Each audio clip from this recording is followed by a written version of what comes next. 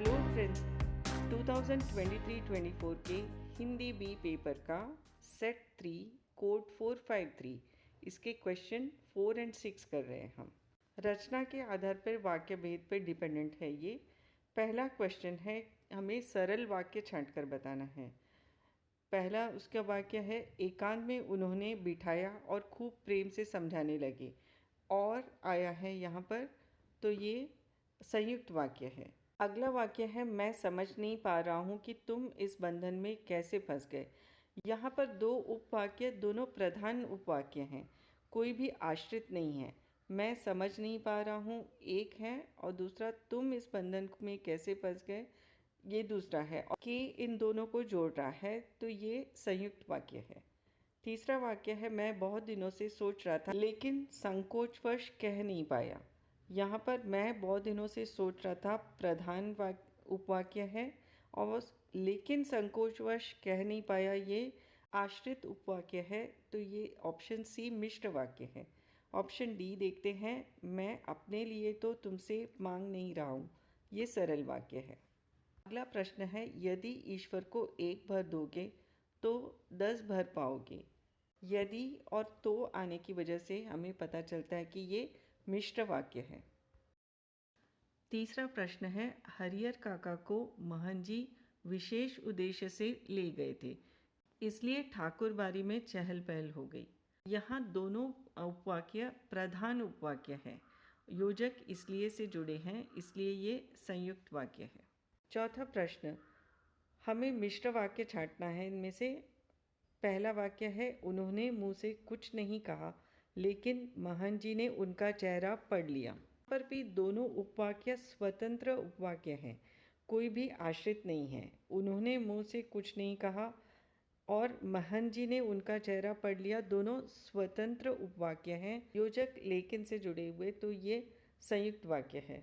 अगला वाक्य है, अपनी सफलता पर महन जी को बहुत खुशी हुई, ये सरल वाक्य है। अगला वाक्य, शाम को तीनों भाई ठाकुर बारी पहुँचे, ये भी सरल वाक्य है। डी ऑप्शन है, जब हरिहर काका के भाई शाम को लौटे तब उन्हें इस दुर्घटना का पता लगा। वाक्य में आए जब और तब, इनसे पता चलता है कि ये मिश्र वाक्य है। पांचवें प्रश्न में 2 स्तंभ दिए गए हैं और हमें सही विकल्प का चयन करना है। तो यहाँ पर एक मैं हिंट दूंगी आपको, कभी कभी ये थोड़े कंफ्यूजिंग होते हैं, तो आपको जिस वाक्य के लिए 100% श्योर हो वहाँ से आप स्टार्ट कीजिए। इसका पहला वाक्य है, उनके भाई उन्हें घर ले चलने की जिद करने लगे, ये सरल वाक्य है, तो यहाँ पर मैं 3 लिख देती हूँ। दूसरा वाक्य है, हरिहर काका को खाने के लिए जो मिष्ठान और व्यंजन मिले वैसे उन्होंने कभी नहीं खाए थे, तो यहाँ वाक्य बहुत ही कंफ्यूजिंग है। और जो आया है मिष्ठान और व्यंजन मिले, तो ये 2 शब्दों को जोड़ रहा है, और ये 2 वाक्यों को नहीं, 2 उपवाक्यों को नहीं जोड़ रहा है। तो यहाँ पर बच्चे गलती कर सकते हैं, इसे संयुक्त समझ सकते हैं, लेकिन ये मिश्र वाक्य है। वाक्य में आए शब्द जो और वैसे उसे मिश्र वाक्य बनाते हैं, तो यहाँ पर मैं 1 लिख देती हूँ। तीसरा वाक्य है, हरिहर काका ने मना किया लेकिन उन्हें एक सुंदर कमरे में पलंग पर लिटा दिया गया। यहाँ दोनों वाक्य सरल के जैसे हैं, जैसे हरिहर काका ने मना किया एक कंप्लीट सेंटेंस है, उन्हें एक सुंदर कमरे में पलंग पर लिटा दिया गया, वो भी एक कंप्लीट सेंटेंस है, और इन्हें जोड़ा गया है लेकिन से, तो ये संयुक्त वाक्य है। विकल्प ए इस प्रश्न का सही हल है। 6th क्वेश्चन करते हैं हम।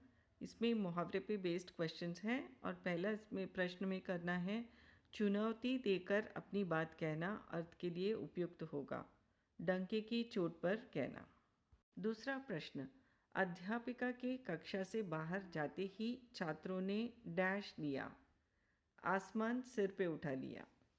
ऑप्शन ए आसमान सिर पे उठाना करेक्ट आंसर है।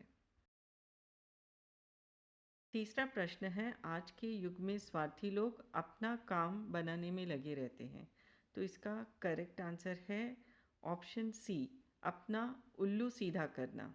लोग अपना उल्लू सीधा करने में लगे रहते हैं। चौथा प्रश्न है, बदल जाना के अर्थ के लिए उपयुक्त मुहावरा, तो इसका करेक्ट आंसर है ऑप्शन ए, आंखें फेरना यानी बदल जाना।